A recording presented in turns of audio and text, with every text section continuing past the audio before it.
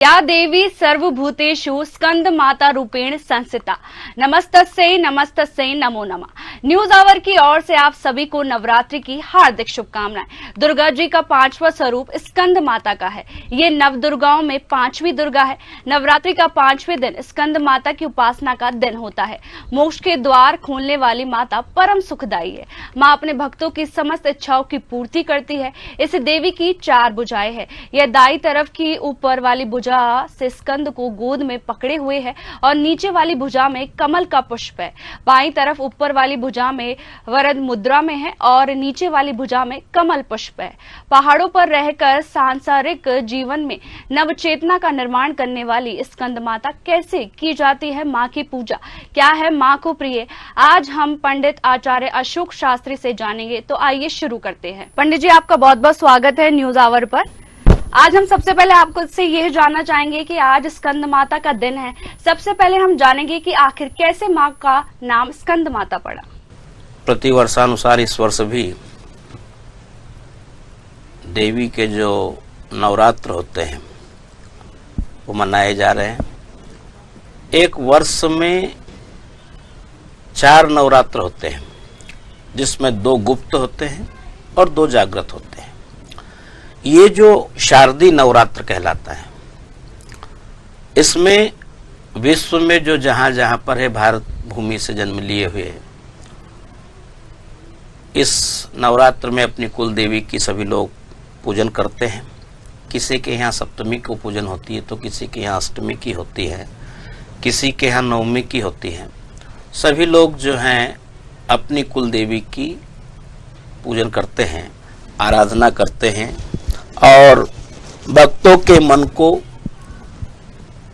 सदैव प्रसन्न रखने वाली देवी सदा उनके ऊपर कृपा करती है। जैसे कुलदेवी की पूजन होती है, ऐसे ही कुल भैरव की भी पूजन होती है। तीक्ष्ण दंश महाकाय कल्पांत गहनोपमम भैरवाय नमस्तुभ्यम अनुज्ञाम दातुम महर्षि। और बिना भैरव की अनुमति के देवी के दर्शन बहुत दुर्लभ है जी। तो उनके द्वार के ऊपर भैरव की स्थापना होती है और उनसे परमिशन लेकर के माता जी के चरणों तक पहुंचा जाता है। ये जो नवरात्र हैं, नवरात्र का मतलब 9 दिन की रात्रियां, और रात्रि में जागरण करना, इसलिए इसका नाम रात्रि पूजन होती है।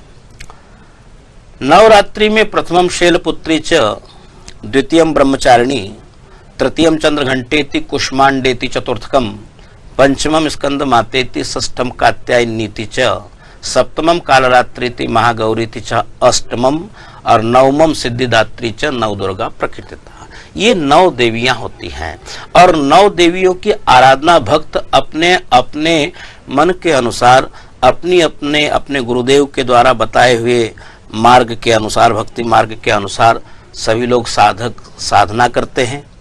कोई नंगे पैर चलता है जी और साधना करता है, कोई 9 दिन का उपवास करता है जिसमें संयमित रहता है जी। एक टाइम फलाहार करता है और कोई फल के ऊपर करता है, कोई केवल दूध केले के ऊपर करता है और कोई केवल जो है एक लौंग का जल, लौंग उसमें डाला उसका जल थोड़ा सा पान कर लेता है।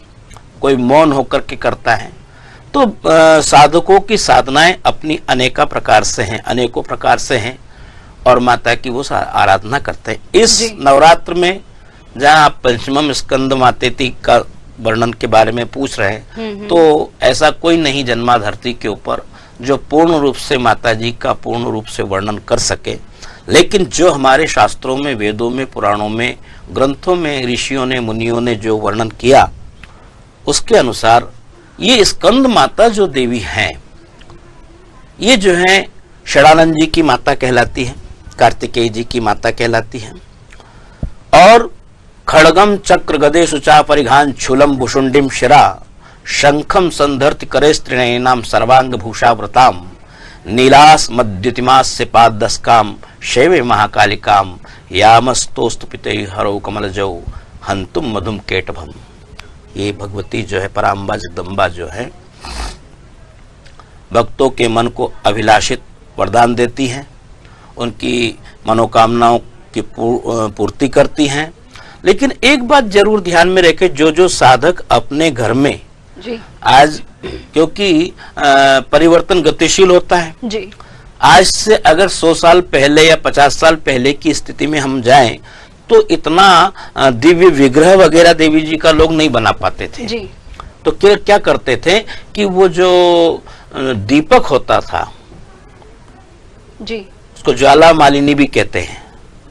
तो ज्वाला मालिनी देवी जो होती, दीपक साक्षात स्वरूप होता है, तो अखंड ज्योत होती है। केवल उसी ज्योत को देखते रहते थे, उसी ज्योत के सामने बैठ करके आराधना भगवती की करते थे। तो ज्योत से भो दीप देव कर्म स्वरूपस्तम कर्म साक्षी अविघ्नकृत यावत कर्म समाप्ति स्यात् तावत त्वं स्थिरो भव। वो दीपक जो है संपूर्ण मनोकामनाओं की पूर्ति करता है। दीपक रूप में भगवती का वास बताया गया है। और आज भी जो है वैष्णो देवी जगह जाइएगा, और भी बहुत सारे ऐसे तपोभूमि है जहां पर माता जी का अनंत समय से अखंड दीपक जल रहा है, अहरनिश जल रहा है।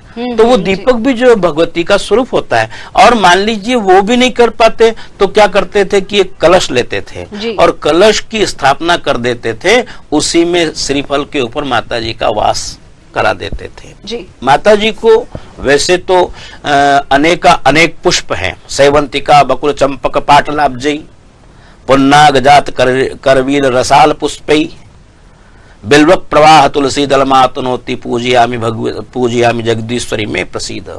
अनेक प्रकार के पुष्प जो सुगंधित हो ऋतु के अनुसार वो उनको चढ़ाए जाते हैं। लेकिन विशेष करके माता जी को जो पुष्प प्रसन्न करने वाला है वो है जाठौन जी। लाल जाठौन होता है।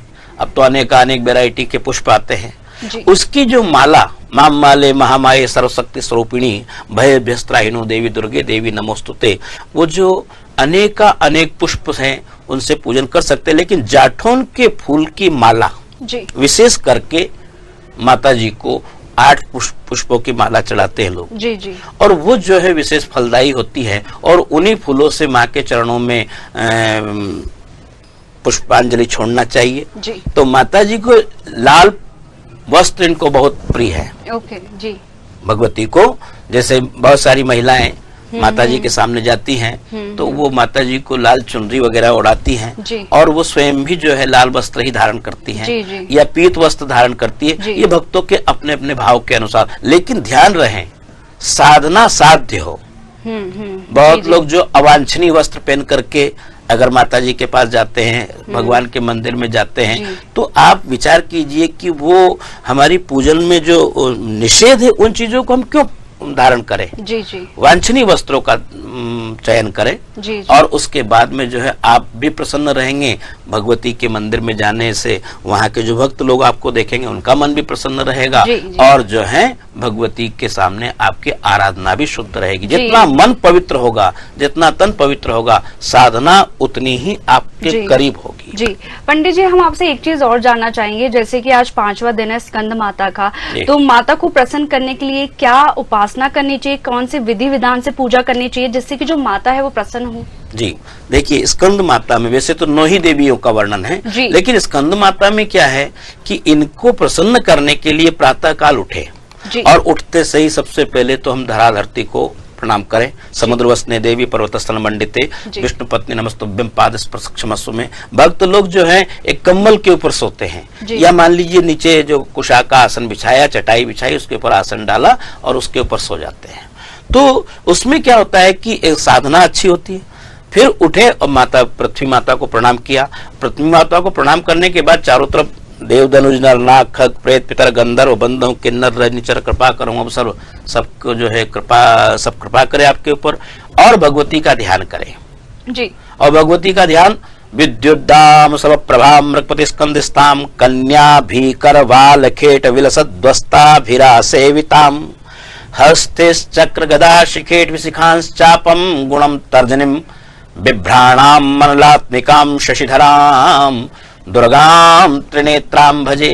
उन भगवती पराम्बा जगदम्बा का ध्यान करें और इसके बाद में जो शौच आदि से निवृत्त होकर के स्नान ध्यान करें, गंगा जल का पान करें, माता जी के मंदिर में जाए, अच्छा पोछा ओछा लगाए, गौमूत्र वगैरह वहां पे छिटके, गंगा जल छिटे और फिर जो है कलश में जल रखे और जल रखने के बाद में अपने उल्टे हाथ में जल ले और मार्जन करें, यानी स्वयं की गात्र शुद्धि करें, उस प्रांगण में जो पूजन की वस्तु वगैरह उसको भी पवित्र करे और फिर इसके बाद दीपक प्रज्वलित कर, अखंड रहता है वैसे तो, और नहीं है तो उसी वक्त प्रज्वलित करे दीपक, क्योंकि दीपक कर्म का साक्षी होता है। जी। और फिर जो है शंख और गरुड़ जी की पूजन करने के बाद माता जी के चरण कमलों में प्रणाम करें, माता जी को दूध दही शक्कर शहद घी का पंचामृत जो बनता है से स्नान कराए स्कंद माता को और फिर शुद्ध जल से स्नान कराएं और फिर उनको वस्त्र धारण कराएं और फिर इसके बाद उनको जो है गंध चंदन वगैरह लगाएं और रक्त चंदन लगाएं और उसके बाद अक्षत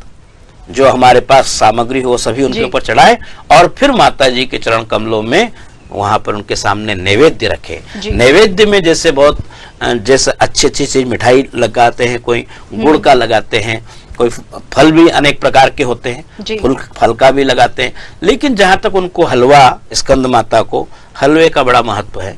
हलवा अगर उनको चढ़ाते हैं जो आप बनाते हो और फिर इसके बाद फल, और इनको फल में सबसे प्रिय फल जो है दाड़िम है, अर्थात अनार का फल। अनार जो होता है वो फल उनके सामने रखें तो आपकी मनोकामनाएं पूर्ण होगी। जैसे किसी के यहाँ घर में कोई बाधा है, उन बाधाओं को दूर करने के लिए माता जी के सामने बैठ करके महामंत्र का जप करे, ओम ऐं ह्रीं क्लीं चामुंडाय विच्चय, ये महामंत्र जो है निवारण मंत्र कहलाता है। और फिर सर्व मंगल मांगल्ये शिवे सर्वार्थ साधिके शरण्ये त्र्यंबके गौरी नारायणी नमोस्तुते, भगवती पराम्बा जगदम्बा का जो है इस महामंत्र से उच्चारण करते हुए जप करें और सर्वा बाधा विनिर्मुक्तो धनधान्य सुतान्विता मनुष्य मत प्रसादेन भविष्यति न संशया, जो इन मंत्रों को मन वचन और कर्म से उनके सामने प्रस्तुत करता है तो उनके घर की संपूर्ण बाधाएं दूर हो जाती। किसी घर में कोई बाधा होती है, कोई कार्य करने गए नहीं होता है तो वो कार्य पूर्ण होता है। इसके अलावा जैसे कोई नए युवा युवतियों के लिए किसी को पत्नी चाहिए तो किसी को वर चाहिए, तो इनकी संपूर्ण मनोकामनाओं की पूर्ति के लिए भी दुर्गे स्मृता स्कंद माता के सामने बैठे। दुर्गे स्मृता हर्ष भीतिम शेष जंतो स्वस्थे स्मृता मतिमति शुभाम ददासी, दारिद्र्य दुख भयारणी का तदन्या सर्वोपकार करना सदार चित्ता, उनके सामने बैठ करके हे भगवती, हे अम्बा, हे गणेश जी की माता जी, हे स्कंद की माता जी, आपको हम नमन करते, नमः सर्वहितार्थाय जगदाधार हेत्वे साष्टांगोयम प्रणामस्ते प्रयत्नेन मया कृता। और इसके अलावा देखिए, मान लीजिए हमारे को श्लोक याद नहीं है, हम उसको हिंदी में भी पढ़ सकते हैं क्योंकि भाषा टीका पुस्तक होती है, उसमें हिंदी में पढ़े। जो हमको समझ में नहीं आता तो हमको वो भी करना चाहिए। रामायण जी की चौपाई से आप देखिए, सीता जी स्वयं जो है देवी की पूजन करने के लिए जाती है। जय जय गिरिवर राज किशोरी और जय महेश मुख चंद्र चकोरी, जय गज बदन षडानन माता ओ जगत जननी दामिनी द्युति गाता, नहीं तव आदि मध्य अवसाना ओ अमित प्रभाव वेद नहीं जाना। भगवती के सामने जो है हमारे मनो अभिलाषित वर्ग की प्राप्ति के लिए, धन की प्राप्ति के लिए, कर्म की प्राप्ति के लिए, ज्ञान वैराग्य की प्राप्ति के लिए जो है भगवती के सामने हम इन महामंत्रों का जप करें तो माता जी स्वयं प्रसन्न होती है और जो है अपने भक्तों को अभिलाषित वरदान देती है। और उनसे क्या मांगना वो तो स्वयं जानती है, हमारे मन की बात को, हमारे संपूर्ण भावों की पूर्ति कर देती है। जी, वैसे तो पंडित जी देखा जाता है पूरे प्रदेश भर में नवरात्र का त्यौहार बड़े ही धूमधाम से मनाया जा रहा है और जो माता को है लाल रंग वो काफी प्रिय होता है, तो माँ का श्रृंगार कैसे किया जाता है और माँ को कौन सा रंग पसंद है पंडित जी? अच्छा देखिए, एक तो क्योंकि इनके एक रूप नहीं है जी, अभी आपने एक जो श्लोक बोला था, या देवी सर्वभूतेषु जी बुद्धि रूपेण संस्थिता नमस्तस्यै नमस्तस्यै नमस्तस्यै नमो नमः, है जी। देवी के अनेक रूप है, ये सरस्वती भी है, ये बुद्धि भी है, ये स्मृति भी है, ये धृति भी है, ये लक्ष्मी भी है, ये शारदा भी, ये सभी रूप में विद्यमान है माँ पराम्बा जगदम्बा।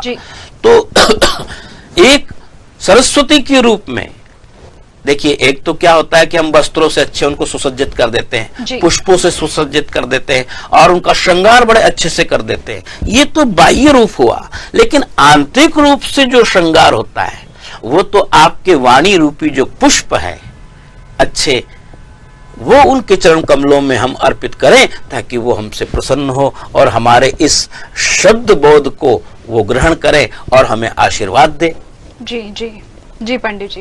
अब पंडित जी हम आपसे ये जानना चाहेंगे कि जैसे माँ नवदुर्गा के 9 रूप होते हैं, साथ ही हर एक माँ दुर्गा के अलग अलग शस्त्र और अस्त्र साथ में रखती है, तो माँ स्कंद माता का अस्त्र शस्त्र क्या है? हाँ देखिए, ऐसा है कि स्कंद माता जो है ये जो है सर्वशास्त्र सुसज्जित हैं और इनके एक देह एक एक रोम में एक एक इनके खड़ग, धनुष, बाण, कमंडल, पुष्प, ये सब इनके पास विराजमान है। लेकिन कुछ बाह्य है और कुछ आंतरिक है। जी।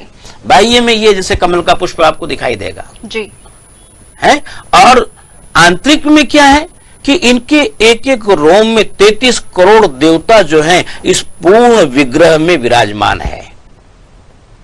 जी। इस विग्रह मतलब स्वरूप में सभी देवताओं ने, किसी ने इनको सुदर्शन चक्र दिया, किसी ने इनको धनुष दिया, तो किसी ने इनको डमरू दिया, तो किसी ने इनको तलवार दी, सभी ने, क्योंकि तब जाकर के इस धरती के ऊपर ऐसे ऐसे आताई निशाचर पैदा हुए कि एक तो ऐसा था रक्त बिंदु, जिसका नाम सुना हो जी, कि वो आप देखिए कि उसका एक बिंदु अगर रक्त का धरती के ऊपर गिर जाता तो उसके ही सदस्य 1 लाख राक्षस पैदा हो जाते। पहली बात तो उसको मारना ही बड़ा मुश्किल था जी। और फिर अगर मान ली एक बिंदु गिर गया तो माता जी ने, इन्हीं स्कंद माता ने, इन जो सप्तमम कालरात्रि थी, महागौरी, चाष्टमम, नवमम सिद्धिदात्री च 9 दुर्गा, ये 9 ही दुर्गा 9 रूप में परिणित होती है। और फिर जो उससे युद्ध होती काली के रूप में, तो एक खप्पर हाथ में लेती है और आकाश में युद्ध होता है, व्योम में जी, और आकाश में युद्ध होता है। फिर उसको माताजी मारने के लिए उसके रक्त जैसे नीचे इतनी तेजी से घूम करके माताजी नीचे उस खप्पर में उसकी बूंद को संभाल लेती थी और उससे युद्ध भी करती थी, एक बूंद नीचे नहीं गिरने देती थी। देखिए, इस भाव के माध्यम से मैं एक बात कहना चाहता हूं कि आज परिस्थितियां कुछ अनुकूल भी है तो कुछ प्रतिकूल भी है। कुछ आत्ताई प्रवृत्तियां हमारे सनातन धर्म के ऊपर बहुत तरह से प्रहार करने का प्रयास कर रही है, जो वो शस्त्र के द्वारा भी कर रही है और वाचिक कड़वे वचन बोल करके भी कर रहे हैं। उनका नाम लेना भी उचित नहीं है, लेकिन इसके साथ साथ हमारे समाज में एक बड़ी विचित्र विडंबना भी उत्पन्न हो गई है, क्योंकि हम माता जी को कन्या भी करवाल खेट विलसत ध्वस्ताभिरा सेविताम, इनको, इनका रूप कन्या का रूप भी है और कन्या के रूप में विशेष माता जी प्रसन्न होती है जी। तो कन्याओं की पूजन भी होती है जी। हाँ, और तभी तो पंडित जी ऐसे कहा जाता है कि 9 दिन बाद में कन्या पूजन, अष्टमी और जो नवमी होती है, मतलब माता को खुश करने के लिए कन्याओं को बुलाया जाता है, उनको भोजन करवाया जाता है। बहुत सुंदर कहा। उनको जो है कन्या भी करवाल खेट विलसत ध्वस्ताभिरा सेविताम हस्ते चक्र गदा श्रीखेट विशिकां चापम गुणम तर्जनिम बिभ्राणाम मनलात्मिकाम शशिधराम दुर्गाम त्रिनेत्राम भजे। ये दुर्गा जो है अनेक रूप में, लेकिन कन्याओं की पूजन में विशेष इनका महत्व है। तो कन्याओं की पूजन करना चाहिए। और आज जो हम अखबार में आए दिन देखते हैं, टीवी के माध्यम से देखते हैं, और बहुत सारी आत्ताई प्रवृत्तियां इतनी पिशाच प्रवृत्ति से ओतप्रोत हो चुकी है उन कन्याओं के साथ, छोटी छोटी उनकी उम्र नहीं, और बताइए उनके साथ में अभद्र व्यवहार किया जाता है, यहाँ तक कि उनको मार दिया जाता है। तो आप विचार करें कि इन आत्ताई प्रवृत्तियों से हम कैसे निपटें। तो ये नहीं, ये देखिए, कर्म हमारी जगह है, धर्म हमारी जगह, पूजन हमारी जगह। कहा जा सकता है कि हम अपने अच्छे कर्म ही कर सकते हैं जिससे कि अच्छा फल मिले। और उनसे निपटने के लिए हमको क्या करना चाहिए? देशभक्त की कोई जाति तो होती नहीं जी। आप बताइए, जब परात्पर पूर्ण ब्रह्म रघुकुल तिलक सूर्यकुल भूषण मर्यादा पुरुषोत्तम प्रभु श्री राम की प्रीतमा श्री सीता जी का अपहरण एकांत में जाकर के रावण जब करता है, शून्य में जाकर सीता जी का अपहरण कर लेता है और ले जाता है, तो उस वक्त सीता जी ने देव, धनुष, नर, नाग, खग, प्रेत, पितर, गंधर्व सबको बुलाया, लेकिन कोई नहीं आया जी। और आया तो कौन? एक बूढ़ा जटायु पक्षी। और गीधराज ने आरतवाणी सुनी और वो आते हैं और उस वक्त रावण से घनघोर युद्ध करते हैं। तो आज हमारे इस सभ्य समाज के जो व्यक्तित्व के दायित्व को का निर्वहन करते हैं लोग, उन सबको आगे आना चाहिए और इसके लिए प्रेरित करना चाहिए। जहां ऐसी घटना घटित होती है तो उसके लिए आगे बढ़े जी जी और उसका निराकरण करें और उसको दंडित करें। तो यह जटायु जी उस वक्त आते और कहते, सीते पुत्री कर से जनित त्रासा, करी हूं जात धान करनासा। सीता पुत्री तुम डरो मत, मैं आ गया हूं। और रावण देखता है, एकदम आकाश मार्ग से जा रहा था सीता जी का अपहरण करके, और देखता है चारों तरफ कि कौन आया, की मेनाक खगपति हुई। ये तो मेनाक पर्वत लगता है। नहीं नहीं, ऐसा भी नहीं है। ऐसा लगता है कि ये तो गरुड़ है, हरि का वाहन है। लेकिन वो तो मेरे बल को अच्छी तरह से जानता है, उसके स्वामी के सहित जानता है। और जब पास में आए तो अरे ये तो बूढ़ा जटायु मेरे हाथ से ही मरना चाहता है। और फिर दोनों में घनघोर युद्ध होता है और घनघोर युद्ध होने के बाद में रावण पुनः उनके पंख काट देता है और सीता जी को लेके चलता है। तो उस वक्त जटायु कहते हैं, लगता है कि जंग की रंग का आगाज हुआ है जी। लगता है कि जंग की रंग का आगाज हुआ है, वरना प्रभु श्री राम की प्रीतमा का तू अपहरण कर ले, ये तेरी औकात नहीं। आज हमारे संसार में, हमारे समाज में ये विडंबनाएं व्याप्त होने जा रही धीरे धीरे। इसके लिए संस्कृति से ओतप्रोत श्रद्धालुओं से, जी, भक्ति भाव से संपन्न, मातृत्व भाव से और पितृतुल्य पितृ भाव से सभी से मैं कहना चाहता हूं, इसके लिए आगे आए और ऐसी आत्ताई प्रवृत्तियां जो निशाचर पिशाच युक्त करते हैं, इनको दंडित किया जाए और कन्याओं की रक्षा की जाए। क्योंकि अगर कन्या है, लड़की है, तो कल है। जी जी, बिल्कुल बिल्कुल। और कन्याओं की आप यदि रक्षा करेंगे, कन्याओं को अच्छे पढ़ाएंगे, लिखाएंगे, आगे बढ़ाएंगे, संस्कारी बनाएंगे, तो आपका जीवन है। और इन्हीं से आप देखिए 4 वेद, 6 शास्त्र, 18 पुराण, आप बताइए भगवान भी जो है इन्हीं माओ से उत्पन्न हुए। यही उन्होंने सबसे पहले वेदों में लिखा, त्वमेव माता। भगवान ने भी पहले माँ को पूजा है। जी जी। तो ये माँ पराम्बा जगदम्बा है और इन जगदम्बा की पूजन से हमको यही सीख लेना चाहिए कि हम धर्म के मार्ग पर चलें, कर्म के मार्ग पर चलें और हमारे संसर्ग में आने वाले सभी लोग से कहें और स्वयं को, अपने आप को भी, अगर हम दोष युक्त है तो उन दोषों का निराकरण करें और मंत्रों को जपें और इनकी आराधना करें। यही सच्ची भक्ति भाव से की हुई आराधना स्कंद माता को प्रसन्न करेगी और स्कंद माता यदि प्रसन्न हो जाएगी तो आप